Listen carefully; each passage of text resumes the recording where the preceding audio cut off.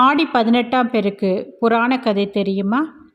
மகாபாரத போர் ஆடி 1 துவங்கி 18 நாட்கள் நடைபெற்றது.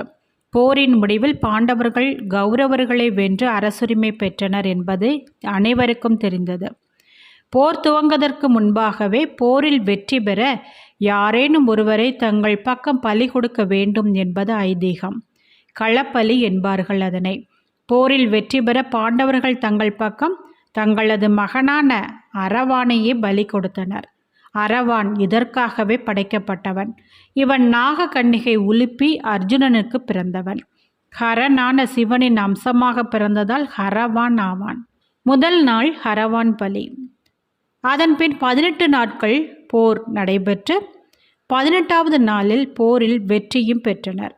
வெற்றி பெற்ற பின்னர் ஆடி 18 அன்று ஆற்றில் குளித்துவிட்டு போரிட்ட கருவிகளான கத்தி, கேடயம் என போர்க்கருவிகள் கழுவுவதன் நினைவாகவே ஆடி நோன்பு அன்று அனுஷ்டிக்கப்பட்டது.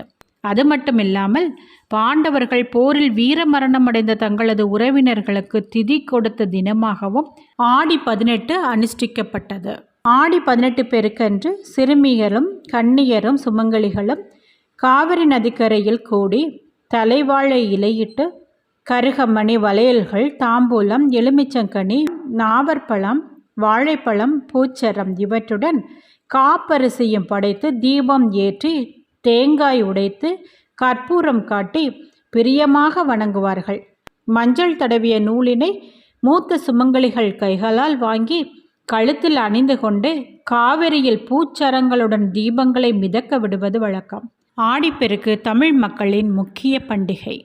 ஆடிப்பட்டம் தேடி விதை என்பது பழமொழி. ஆடி மாதத்தில் விவசாயிகள் நெல், கரும்பு போன்றவற்றை விதைத்தால் தை மாதத்தில் அறுவடை செய்ய முடியும். அன்றைய தினம் நதிகளில் கரையோரம் பிரார்த்தனைகள் செய்யப்படுகின்றது. குறிப்பாக காவிரி தாய்க்கு நன்றி தெரிவிக்கும் நாளாகவே ஆடிப்பெருக்கு கொண்டாடப்படுகின்றது.